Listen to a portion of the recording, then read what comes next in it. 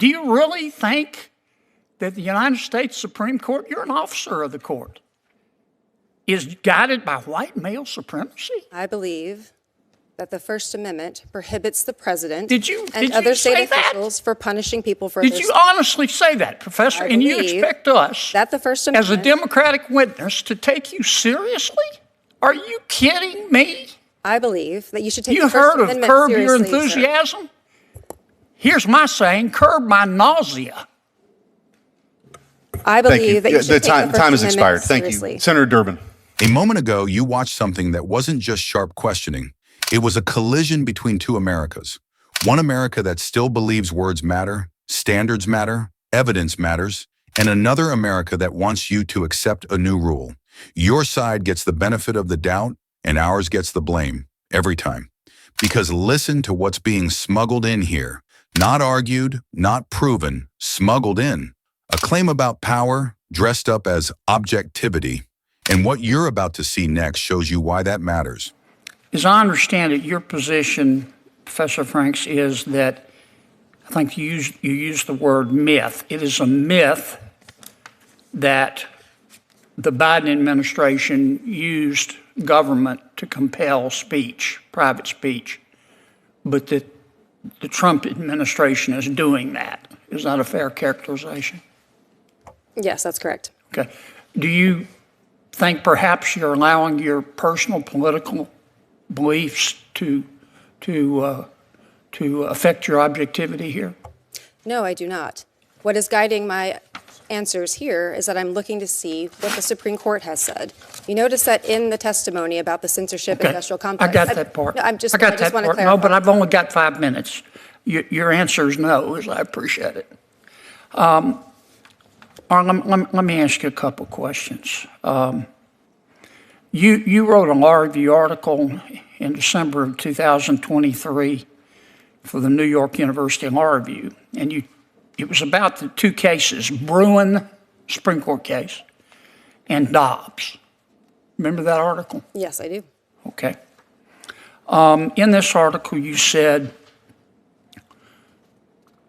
I'm going to quote your words, "Taken together, these two cases demonstrate that the Supreme Court has embraced the use of the Constitution as a tool of racial patriarchy," end quote. Did you say that? Yes. Okay. And then you went on to say, quote, "When the Supreme Court declares that there is a constitutional right to armed self-defense in public, it openly embraces and promotes a culture that privileges white men's ability to terrorize and kill those that they perceive as threats," close quote. Did I read that correctly? I believe so. Thank you for reading. Okay. And did you also say in that article, I'm going to quote again, quote, "by simultaneously expanding white men's right to kill and constricting women's right not to die, this Supreme Court," referring to the current United States Supreme Court, "has turned the Constitution into a homicide pact as well," close quote. Did you write that? That sounds like me. Okay.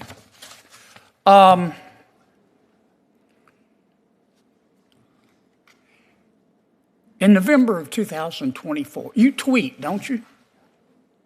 I'm not sure what the current terminology is for it, but yes, I am sometimes on the social platform that was formerly known as Twitter. Yeah, you're on a lot, aren't you? I'm not sure what the relevance of that is. You try to be provocative on there, don't you? Again, I'm not sure what the relevance Well, of this question let me is. show you the relevance. On November 7th, 2024, from your tweet, here's one of your tweets at 2:41 p.m., quote, "The majority of Americans hate women. The majority of Americans hate women more than they love anything, including democracy," close quote. Did I read that correctly?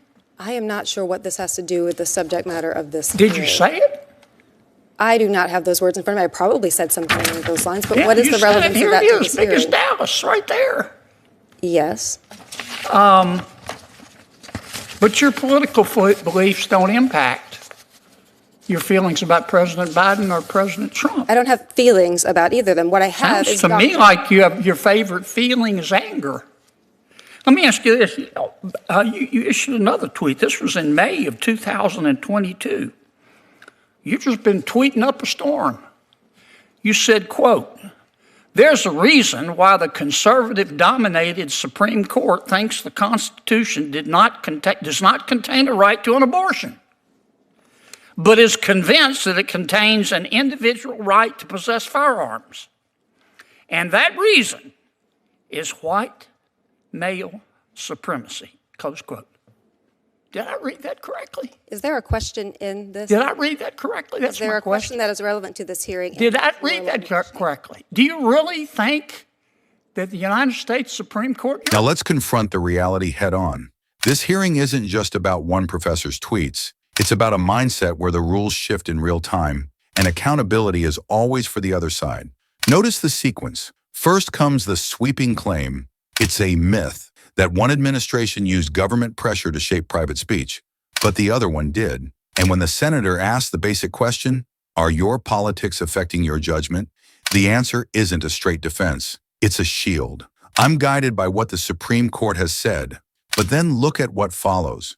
The court isn't treated like an institution whose rulings you can debate. It's cast as a moral villain. We hear phrases meant less to persuade than to brand. Racial patriarchy, the Constitution as a homicide pact, a culture that privileges white men to terrorize and kill. Those aren't careful legal conclusions. They're indictments built to shame and intimidate. And that's the pattern.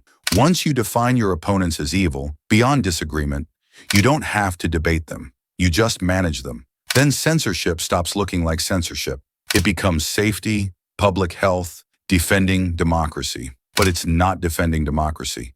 It's controlling the questions you're allowed to ask. Now watch the dodge. Over and over, the witness avoids the core charge. She challenges relevance. She resists the premise. She tries to move the frame. And yes, politicians grandstand.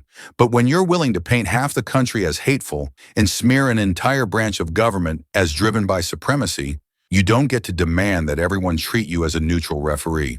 This isn't just about tone. It's about what the tone reveals. The real question isn't, did she tweet something mean? The real question is, who gets elevated as an authority to define misinformation, harm, and disallowed speech? And what conclusions do they start with? Here's the part they don't want to say out loud. If you can convince America that dissent is hate, you can justify silencing dissent. If you can convince America that courts are illegitimate, you can justify ignoring rulings you don't like. And if you can convince people their political opponents are a threat to democracy itself, then anything becomes permissible. Pressure campaigns, blacklists, back-channel coordination. So why does it matter? Because when the witness finally pivots back to the First Amendment, she's cut off. Time's up. A claim gets planted, a label gets attached, and the public never gets a full, accountable explanation. If you believe in free speech, you don't get to sleepwalk through this. Citizens, not experts, are supposed to be sovereign. So ask yourself, what happens when the people policing acceptable speech already see your side as morally defective? Because what you saw here wasn't just an exchange, it was a warning. Subscribe for more, and tell me in the comments, should Congress demand full transparency on government pressure campaigns and platform coordination? Yes or no?